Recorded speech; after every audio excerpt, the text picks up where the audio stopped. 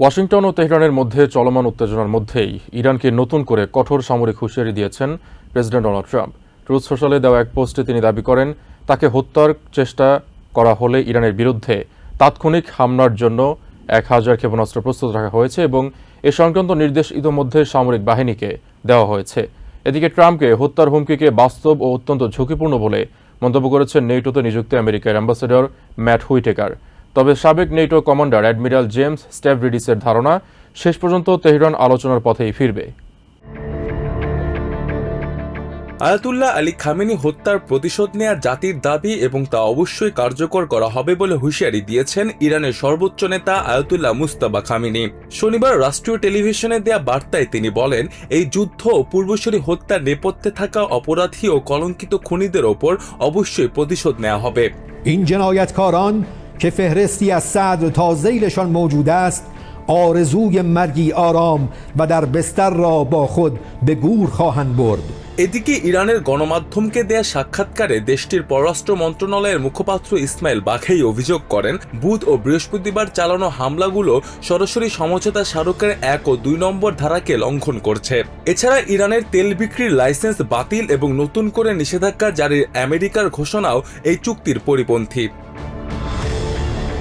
একই সাথে ইরান আমেরিকার সাথে আলোচনার অনুরোধ জানিয়েছে বলে প্রেসিডেন্ট ডোনাল্ড ট্রাম্পের দাবিকে পুরোপুরি ভিত্তিহীন বলে উড়িয়ে দেন ইরানের পররাষ্ট্র মন্ত্রণালয়ের মুখপাত্র ইসমাইল বাঘেই। অন্যদিকে যুদ্ধবিরতি শেষের বিষয়ে সেন্টকম নতুন কোনো তথ্য দিতে অস্বীকৃতি জানালেও এক সামরিক কর্মকর্তা রয়টার্সকে জানান, কূটনৈতিক আলোচনাকে সুযোগ দিতেই হামলার পর সাময়িক বিরতি দিচ্ছে ওয়াশিংটন।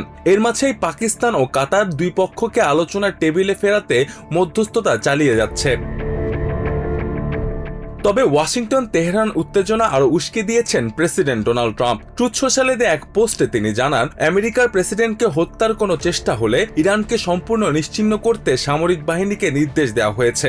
1000 মিসাইল প্রস্তুত রাখার দাবি করে ট্রাম্প হুঁশিয়ারি দেন, আমেরিকার সামরিক বাহিনী 1 বছরের জন্য পুরো ইরানকে নিশ্চিহ্ন করে দিতে সম্পূর্ণ প্রস্তুত। এদিকে ফক্স নিউজকে দেয়া এক সাক্ষাৎকারে প্রেসিডেন্ট ডোনাল্ড ট্রাম্পের ওপর ইরানের সাম্প্রতিক মৃত্যুর হুমকিকে বাস্তব এবং অত্যন্ত ঝুঁকিপূর্ণ বলে হুঁশিয়ারি দেন নেটোতে নিযুক্ত আমেরিকার অ্যাম্বাসেডর ম্যাট হুইটেকার। তার দাবি, সামনে মধ্যবর্তী নির্বাচন থাকা সত্ত্বেও ট্রাম্পের এই লড়াই চালিয়ে যাওয়ার সংকল্পকে ভুল মূল্যায়ন করছে তেহরান। নেটোর সাবেক supreme allied commander admiral James Stavridis সিএনএনকে বলেন, ইরানের অবস্থানকে এককভাবে ব্যাখ্যা করা কঠিন, কারণ দেশটির ক্ষমতার শীর্ষ পর্যায়ে একাধিক শক্তি কেন্দ্র কাজ করছে। স্ট্যাভরিডিস মনে করেন, ইরানি নেতৃত্বের একটি অংশের প্রবল ক্ষোভ পরিস্থিতিকে আরো জটিল করে তুললেও তেহরান শেষ পর্যন্ত আলোচনার পথেই ফিরবে। অন্যদিকে আন্তর্জাতিক বিষয়ক বিশ্লেষক ফরিদ জাকারিয়ার মতে, বর্তমান উত্তেজনার মূল কেন্দ্রবিন্দু হচ্ছে কৌশলগতভাবে গুরুত্বপূর্ণ হরমুজ প্রণালীর নিয়ন্ত্রণ। জাকারিয়া আরো বলেন, ওয়াশিংটনের দীর্ঘমেয়াদী কৌশল না থাকায় পরিস্থিতি আরো অনিশ্চিত হয়ে উঠেছে। প্রেসিডেন্ট ডোনাল্ড ট্রাম্প তার শারীরিক ও মানসিক সক্ষমতা নিয়ে চলমান বিতর্কের মধ্যে নিজের সুস্বাস্থ্যের দাবি পুনর্ব্যক্ত করেছেন। শনিবার ট্রুথ সোশ্যালে দেয়া এক পোস্টে ট্রাম্প জানান, Walter read national military medical সেন্টারে তার নিয়মিত শারীরিক পরীক্ষা সম্পন্ন হয়েছে। এছাড়া অতীতে একাধিকবার কগনিটিভ টেস্টে পুরোপুরি উত্তীর্ণ হয়েছেন বলেও দাবি করেন তিনি। তবে হোয়াইট হাউসের সাবেক প্রেস সেক্রেটারি স্টিফানি গ্রিশামের দাবি, গত কয়েক মাসে প্রেসিডেন্টের শারীরিক ও মানসিক স্বাস্থ্যের দৃশ্যমান অবনতি ঘটেছে। উদাহরণ হিসেবে সম্প্রতি নেটো সামিটে ট্রাম্পের কিছু ভুল মন্তব্যের কথা উল্লেখ করেন তিনি। নিউ ইয়র্ক টাইমসের 2 সাংবাদিক ম্যাগি হেবারম্যান এবং জোনাথন সোয়ান সম্প্রতি প্রেসিডেন্ট ডোনাল্ড ট্রাম্পের ক্ষমতায় ফেরা নিয়ে রেজিম চেঞ্জ নামের একটি বই প্রকাশ করেছেন। বইটিতে প্রেসিডেন্টের বয়স, শারীরিক সক্ষমতা ও মানসিক স্বাস্থ্য নিয়ে হোয়াইট হাউসের কয়েকজন সহযোগীর উদ্বেগের বর্ণনা দেওয়া হয়েছে। লেখকরা জানান, ট্রাম্প নিজের দায়িত্ব পালনের পরিবর্তে হোয়াইট হাউসের অভ্যন্তরীণ সাজসজ্জায় অস্বাভাবিক সময় ও মানসিক শক্তি ব্যয় করছেন। তাদের দাবি, বয়সের কারণে ট্রাম্পের কথা বলার ভঙ্গিতে অনেক পরিবর্তন এসেছে। যদিও সাক্ষাৎকারে 2 সাংবাদিকের সাথে কথা বলার সময় তিনি পরিচিত ট্রাম্পের মতোই ছিলেন। শনিবার সামাজিক মাধ্যমে দেয়া এক পোস্টে বইটি নিয়ে তীব্র প্রতিক্রিয়া ব্যক্ত করেছেন প্রেসিডেন্ট ট্রাম্প। বইটিকে কৌতুক হিসেবে উল্লেখ করে এর 90% তথ্য ভুয়া বলে দাবি করেন তিনি। এছাড়া 2 সাংবাদিকের কড়া সমালোচনার পাশাপাশি তিনি হেবারম্যানকে ব্যর্থ এবং তাদের লেখা বইটিকে আবর্জনা হিসেবে অভিহিত করে এটি না কেনার জন্য সবার প্রতি আহ্বান জানান। নিজের স্বাস্থ্য নিয়ে প্রেসিডেন্ট ট্রাম্প জানান তিনি alter read national military medical সেন্টারে নিয়মিত শারীরিক পরীক্ষা সম্পন্ন করেছেন। প্রতি 6 মাস পর পর এই শারীরিক পরীক্ষা করেন বলেও জানান তিনি। এছাড়া একটি কগনিটিভ টেস্ট করার জন্য অনুরোধ করেছেন বলেও উল্লেখ করেন ট্রাম্প। তার দাবি, একমাত্র প্রেসিডেন্ট হিসেবে এরই মধ্যে 3 বার এই টেস্ট সম্পন্ন করে সবগুলোতেই তিনি সফলভাবে উত্তীর্ণ হয়েছেন। এদিকে হোয়াইট হাউসের সাবেক প্রেস সেক্রেটারি এবং ফার্স্ট লেডি মেলানিয়া ট্রাম্পের সাবেক chief of staff Stephanie Grisham president ট্রাম্পের শারীরিক ও মানসিক স্বাস্থ্য নিয়ে উদ্বেগ প্রকাশ করেছেন। শনিবার MS নাওকে দেওয়া সাক্ষাৎকারে তিনি জানান, ট্রাম্পের সাম্প্রতিক কিছু মন্তব্য এবং বর্তমান শারীরিক ও মানসিক অবস্থা দেখে মনে হচ্ছে তার স্বাস্থ্যের যথেষ্ট অবনতি ঘটছে। টেক্সাসের হিউস্টনে অভিবাসন অভিযান চলাকালে আইস এজেন্টের গুলিতে নিহত লরেঞ্জো সালগাডোর মৃত্যুর স্বাধীন তদন্তের দাবিতে আবারও সরব হয়েছে তার পরিবার। শনিবার ইস্টার্নে আয়োজিত এক প্রার্থনা সভায় নিহতের ছেলে রোনালদো সালগাডো বলেন, তারা শুধু চান তদন্ত নিরপেক্ষভাবে এগিয়ে যাক এবং ঘটনার সব প্রমাণ ও নিহতের ব্যক্তিগত জিনিসপত্র পরিবারের কাছে ফিরিয়ে দেওয়া হোক। অন্যদিকে তদন্ত শেষ না হওয়া পর্যন্ত মন্তব্য থেকে বিরত থাকার আহ্বান জানিয়েছেন বর্ডার জাজ টম হোমান। টেক্সাসের হিউস্টনে অভিবাসন অভিযান চলাকালে আইস এজেন্টের গুলিতে নিহত মেক্সিকান নাগরিক লরেঞ্জো সালগাডোর মৃত্যু ঘিরে স্বাধীন তদন্তের দাবি আরও জোরালো হচ্ছে। শনিবার হিউস্টনের ইস্ট এন্ডে তার স্মরণে আয়োজিত প্রার্থনা সভায় অংশ নেন নিহতের 2 ছেলে রোনালদো সালগাদো এবং লরেঞ্জো সালগাদো জুনিয়র। সেখানে তারা স্বচ্ছ ও নিরপেক্ষ তদন্তের দাবি জানান। রোনালদো সালগাদো বলেন, তদন্ত যেন স্বাধীনভাবে সম্পন্ন হয় এবং এই বিষয়ে জনমতের চাপ অব্যাহত থাকে, এটাই তাদের প্রত্যাশা। একই সঙ্গে ঘটনার সঙ্গে সংশ্লিষ্ট সব আলামত এবং তার বাবার ব্যবহৃত ভ্যান, মোবাইল ফোন, ওয়ালেট সহ ব্যক্তিগত জিনিসপত্র পরিবারের কাছে ফিরিয়ে দেওয়ার আহ্বান জানান তিনি।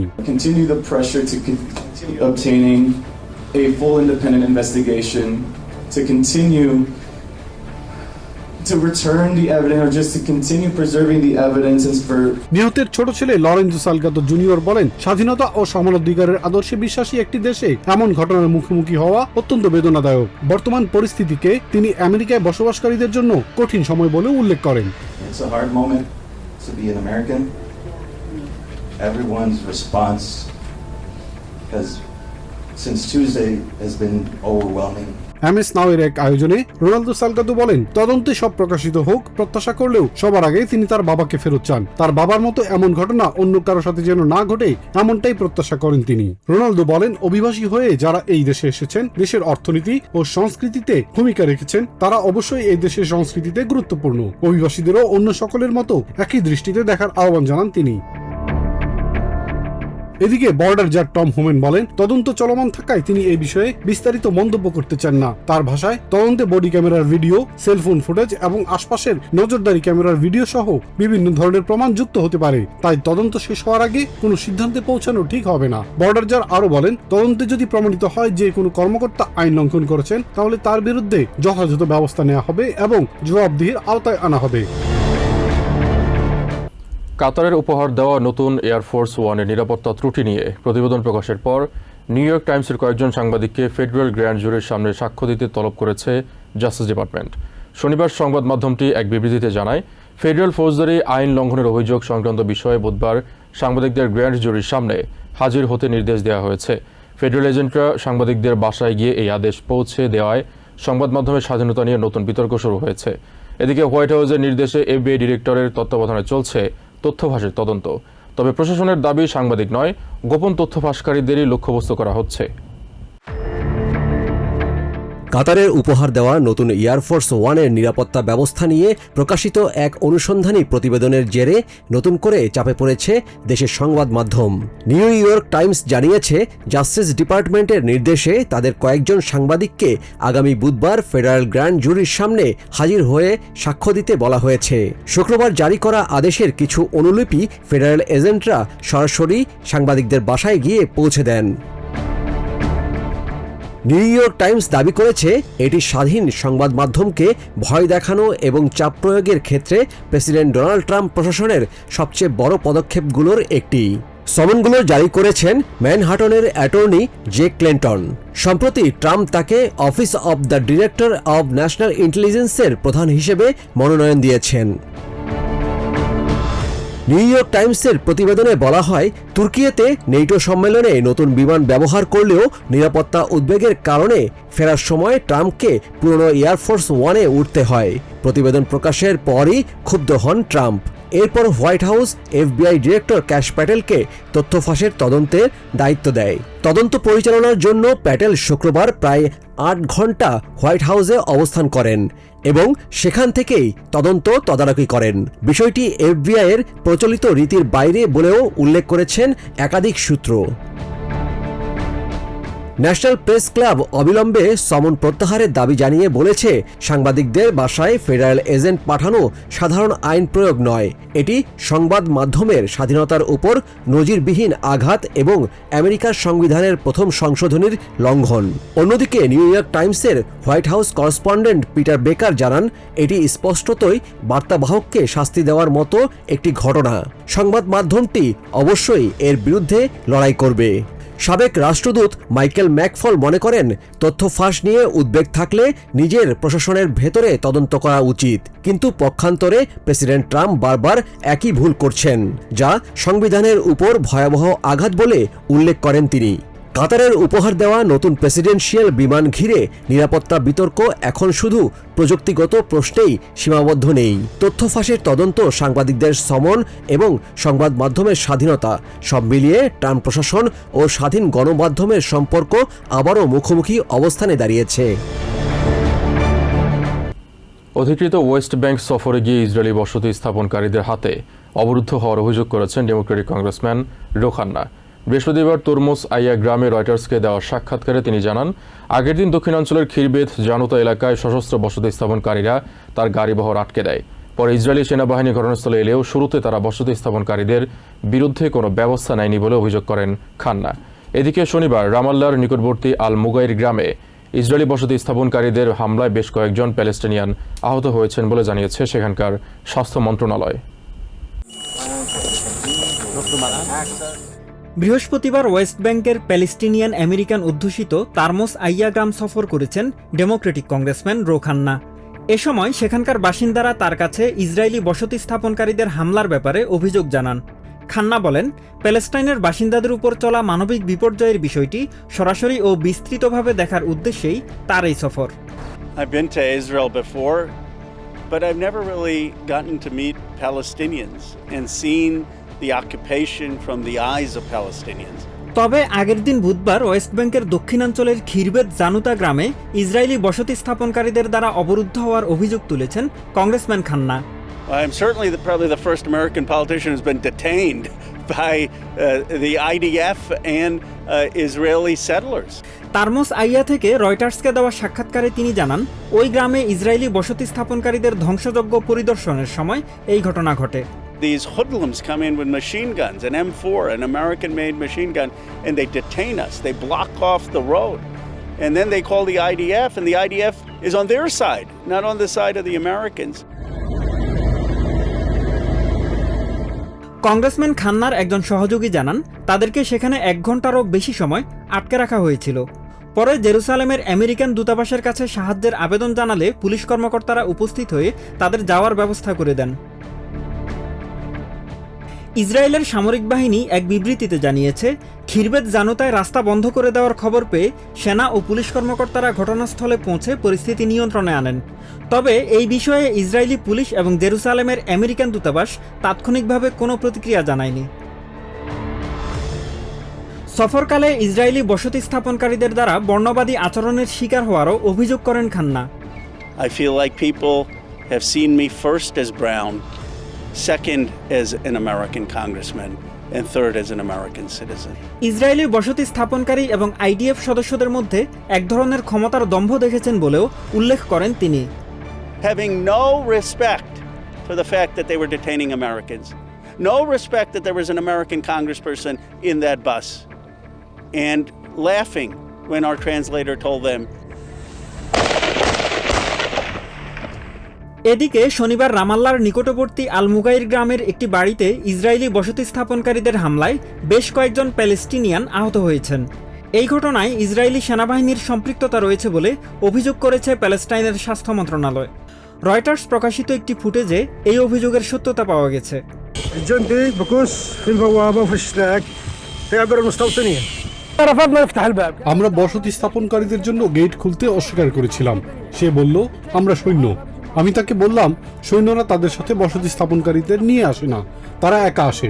পরে তারা বাড়ির বেড়া কেটে ভেতরে ঢোকে। অন্যদিকে নিরাপত্তাহীনতা, ইসরায়েলি বিধিনিষেধ এবং তহবিল সংকটের কারণে গাজায় মানবিক কার্যক্রম এখনও বাধাগ্রস্ত হচ্ছে বলে জানিয়েছে জাতিসংঘ। শুক্রবার এক সংবাদ সম্মেলনে সংস্থাটির মুখপাত্র স্টেফান ডুজারিক সেখানকার বেসামরিক নাগরিক এবং বেসামরিক অবকাঠামোর সুরক্ষা নিশ্চিতের উপর জোর দেন। We reiterate that under international humanitarian law, civilians and civilian infrastructure must always be protected. FIFA বিশ্বকাপকে সামনে রেখে উৎসবের আমেজে মেতেছে নিউ জার্সির আটলান্টিক সিটি। শনিবার সকালে টেক্সাস এভিনিউ পার্কে অনুষ্ঠিত হয়েছে নর্থ টু শোর ফেস্টিভ্যালের বিশেষ আয়োজন। ফুটবলের পাশাপাশি বিশ্বের নানা দেশের সংস্কৃতি, সঙ্গীত, খাবার ও ঐতিহ্যের মিলন মেলায় পরিণত হয় উৎসব প্রাঙ্গণ। ফিফা বিশ্বকাপকে সামনে রেখে উৎসবের রঙে রঙিন নিউ জার্সির আটলান্টিক সিটি।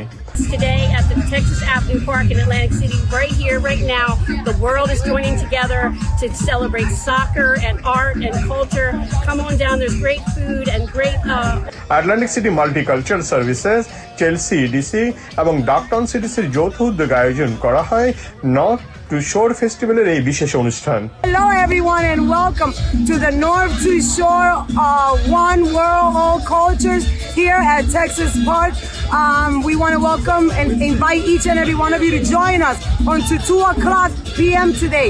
উৎসবে ছিল ফুটবল ভিত্তিক নানা কার্যক্রম, সাংস্কৃতিক পরিবেশনা, লাইভ সঙ্গীত, ইন্টারেক্টিভ আর্ট প্রদর্শনী, বিভিন্ন দেশের ঐতিহ্যবাহী খাবারের স্টল, স্বাস্থ্য সচেতনতামূলক কার্যক্রম এবং শিশু থেকে বয়স্ক সব বয়সীদের জন্য বিনোদনের ব্যবস্থা। Welcome to World Soccer event here in the heart of Atlantic City.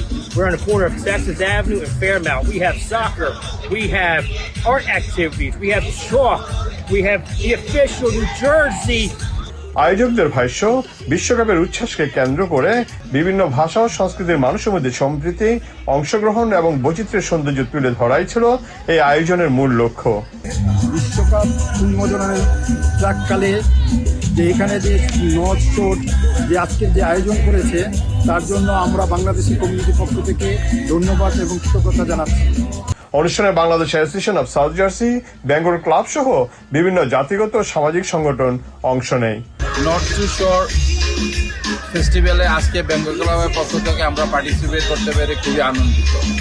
আজকে এই অনুষ্ঠান আয়োজন করছে এখানে, আমরা তাদেরকে বাংলাদেশ অ্যাসোসিয়েশনের পক্ষ থেকে আন্তরিক ধন্যবাদ জ্ঞাপন করছি। বিনামূল্যের এই উৎসবে দিনভর অংশ নেন স্থানীয় বাসিন্দা ও পর্যটকরা। ফুটবল উৎসবের আনন্দের পাশাপাশি আটলান্টিক সিটির বহুজাতিক সংস্কৃতির বর্ণিল আবহ উপভোগ করেন তারা। বিশ্বকাপ ফুটবল উপলক্ষে নর্থ টু শোর আজকে যে উৎসবের আয়োজন করেছে তা বিশ্বকাপের উন্মাদনায় এক ভিন্ন মাত্রা যোগ করেছে। এখানে যারা আজকে অংশগ্রহণ করেছেন তারা উৎসবের আনন্দের নিয়ে গাড়ি লেখে ফিরে গেছেন নিজ নিজ ডেরায়। নিউ ইয়র্ক থেকে সম্প্রচারিত TVN 24 টেলিভিশন বিশ্বজুড়ে বাঙালির কণ্ঠস্বর।